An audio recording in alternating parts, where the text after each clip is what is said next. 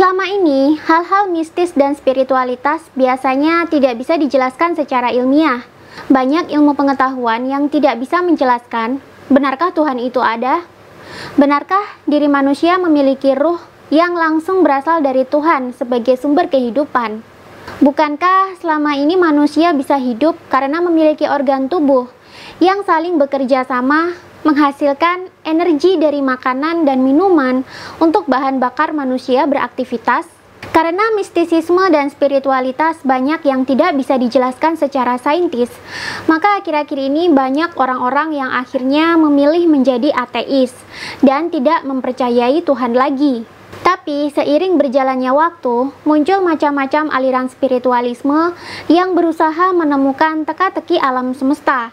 Indigo dan kesaktian bukan lagi dianggap sesuatu yang mustahil atau dongeng belaka. Salah satu aliran spiritualisme yang berusaha mengungkap teka-teki semesta adalah The Theosophical Society. Pendiri komunitas ini, yakni Madame Blavatsky, pernah menerbitkan sebuah buku yang berjudul The Secret Doctrine, yang menjadi inspirasi Albert Einstein untuk menemukan jawaban dari setiap teka-teki semesta yang masih dipandang mistis dan tidak masuk akal. Upaya ini membuat Albert Einstein akhirnya menemukan teori relativitas.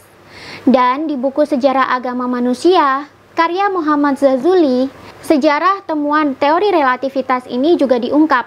Teori ini dianggap sebagai gerbang untuk mengetahui dimensi mistis dan dimensi spiritual semesta atau metafisika yang selama ini banyak dianggap tidak masuk akal oleh ilmuwan-ilmuwan lain. Bagaimana sejarah teori relativitas yang ditemukan oleh Albert Einstein? Benarkah Tuhan itu ada dan bisa dideteksi secara saintis? Benarkah dimensi-dimensi lain dari alam semesta ini ada? Benarkah setan, malaikat, dan dewa itu ada?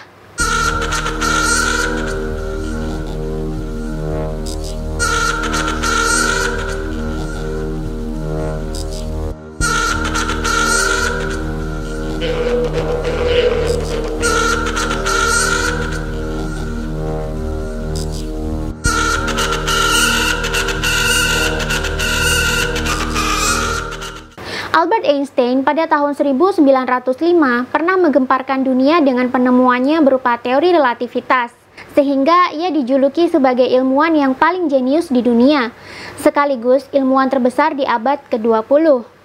Hingga kini, teori relativitas masih menempati posisi puncak dalam bidang fisika teoritis dan dianggap sebagai teori yang paling brilian dan paling akurat dalam mendeskripsikan dan menjelaskan tentang alam semesta. Namun, tidak banyak orang yang mengetahui dari mana Albert Einstein mendapatkan ide yang brilian tersebut, sehingga dia sanggup merumuskan sebuah rumus dan teori ajaib yang mampu mengubah dunia, sekaligus menjabarkan berbagai rahasia alam semesta yang bahkan mulai menembus dan menjelaskan dimensi-dimensi metafisika. Richard Feynman, seorang ahli fisika kenamaan, pada tahun 1975 pernah mengatakan sebuah komentar yang dimuat di majalah Time sebagai berikut. Saya tidak dapat memahami bagaimana caranya Albert Einstein bisa sampai pada inspirasi yang akhirnya mengarah pada penemuan formula E sama dengan mc kuadrat. Mengingat perkembangan tingkat ilmu pengetahuan yang ada pada saat itu, yakni di tahun 1905, belumlah canggih. Perlu diingat bahwa Albert Einstein juga tergabung dalam secret society di zaman itu, seperti Freemason. Di dalam secret society ini, anggotanya memang dibebaskan untuk berpikir dan melakukan riset-riset untuk membongkar rahasia semesta dan mencapai kesuksesan di profesinya masing-masing. Yang tidak banyak diketahui oleh orang umum adalah bahwa ternyata Albert Einstein mendapatkan ide untuk merumuskan teori fenomenalnya tersebut dari buku The Secret Doctrine karya Madame Blavatsky. Inilah sebabnya sebagian pengamat menyebut Einstein sebagai plagiat atau penjiplak. Keponakan Einstein sendiri melaporkan bahwa The Secret Doctrine selalu terlihat berada di atas meja kerja Einstein. Bahkan buku tersebut juga berada di sisi tempat tidurnya saat Einstein meninggal. Hal yang sama juga dilaporkan oleh Jack Brown yang seringkali mengunjungi kediaman Albert Einstein. Pada tahun 1970, keponakan Einstein kemudian memberikan buku The Secret Doctrine milik Einstein yang sudah dipenuhi dengan coretan tangan Einstein tersebut ke markas The Theosophical Society di Pasadena, California. Dan sekarang buku itu tersimpan di perpustakaan teosofi di Adyar, India. Teori relativitas Einstein mencakup kesatuan antara materi dan energi yang digambarkan melalui formula E sama dengan mc², di mana E adalah energi, M adalah massa, dan C adalah konstanta cahaya. Pada tingkat subatom, partikel bisa dibagi sekaligus tidak bisa dibagi. Materi bersifat konstan sekaligus terputus. Energi dan materi tak lain adalah aspek dari fenomena yang sama. Massa tidak lain adalah energi yang membeku, sedangkan energi adalah materi yang dibebaskan. Massa dan energi adalah ekuivalen atau sama. Secara esensial, massa dan energi tidaklah berbeda. Perbedaan hanya terletak pada keadaan kontemporernya. Massa adalah sebentuk energi yang terkonsentrasi atau terkurung dalam sebuah objek. Energi adalah sebentuk massa yang dibebaskan. Jadi, energi adalah materi, dan materi adalah energi. Materi dapat dipecah dan ditransformasikan ke dalam bentuk energi yang lain. Bom atom yang meletus di Hiroshima, Jepang adalah salah satu contohnya. Sejumlah massa uranium yang dibebaskan ternyata bisa menciptakan energi yang luar biasa besarnya. Saat ini, diperkirakan ada 10 pangkat 80 partikel yang ada di alam semesta ini. Tapi, apa yang tampak sebagai sejumlah partikel yang berbeda pada energi rendah, ternyata semuanya sebenarnya adalah partikel yang sama tipenya, hanya keadaannya yang berlainan. Pada energi tinggi yang jauh di atas 100 giga elektrovolt atau 1 miliar elektrovolt, semua partikel itu memiliki perilaku yang sama. Teori Einstein juga mencakup relativitas waktu. Hingga awal abad ke-20, waktu diyakini bersifat independen terhadap pergerakan dan meningkat pada laju yang tetap di semua bingkai pengamatan. Namun, eksperimen menunjukkan bahwa waktu melambat pada kecepatan yang lebih tinggi dari suatu bingkai pengamatan terhadap bingkai pengamatan yang lain. Perlambatan ini, atau yang disebut dengan dilatasi waktu, dijelaskan di dalam teori relativitas khusus. Berbagai eksperimen telah menunjukkan kejadian dilatasi waktu seperti pada peluruhan partikel muon dari radiasi kosmik dan perlambatan jam atom di atas pesawat ulang-alik relatif terhadap jam inersia yang tersinkronisasi yang berada di bumi. Sehingga, durasi waktu dapat bervariasi, bergantung pada kejadian dan bingkai pengamatan. Teori relativitas telah mengakhiri secara total adanya gagasan waktu yang bersifat mutlak atau absolut. Contoh yang paling terkenal dalam kasus ini adalah apa yang disebut sebagai paradoks anak kembar atau twin paradox. Misalkan ada sepasang anak kembar, kemudian salah satu dari anak itu melakukan perjalanan yang cukup lama ke luar angkasa menggunakan pesawat dengan kecepatan cahaya. Ketika kembali, ia akan jauh lebih muda daripada kembarannya yang tetap tinggal di bumi. Gagasan semacam ini meskipun sekilas terdengar fantastis dan tidak masuk akal, namun bisa dibuktikan secara ilmiah dan matematis, sesuai dengan hasil eksperimen dan pengamatan empiris.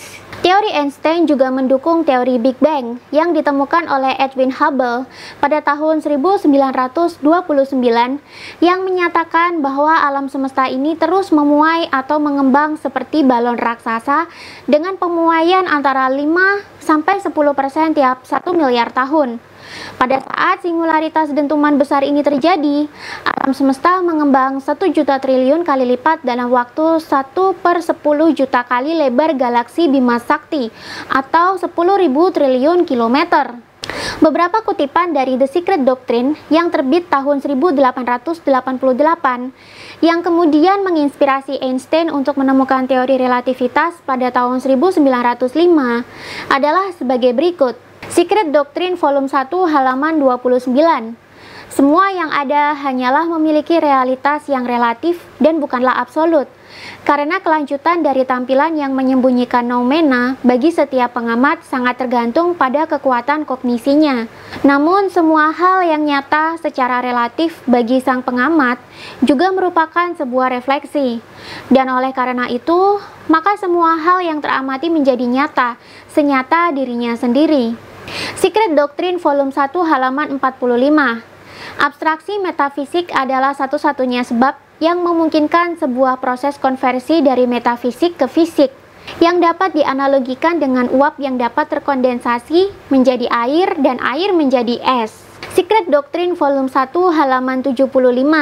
Terdapat hanya satu elemen universal yang tidak mengenal batasan, yang tidak pernah terlahirkan, yang keseluruhannya tidak dapat mati, sebagaimana dalam dunia fenomena, namun dengan variasi aspek-aspek yang terdiferensiasi dan transformasi-transformasinya. Secret Doctrine Volume 1 halaman 83. Brahman atau alam semesta mengembang dan menjadi semesta raya yang ditenun dari substansinya sendiri. Secret Doctrine Volume 1 halaman 120. Kesatuan radikal dari esensi-esensi tertinggi dari setiap bagian konstituen senyawa alamiah merupakan salah satu kaedah dari hukum yang fundamental. Secret Doctrine Volume 1 halaman 143. Semua daya-daya alam sebagai tahapan materi yang variatif, meskipun seringkali tidak dapat diindrakan atau dalam kondisi supersensus. Secret Doctrine Volume 1 halaman 146.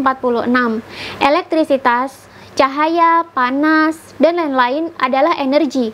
Kondisi supersensus dari materi cahaya adalah sebuah kondisi supersensus dari materi dalam gerakan sebuah daya alami.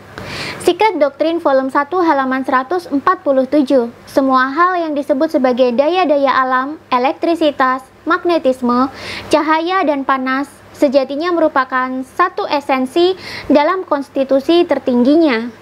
Padahal Madame Blavatsky bukanlah seorang ilmuwan seperti halnya Albert Einstein.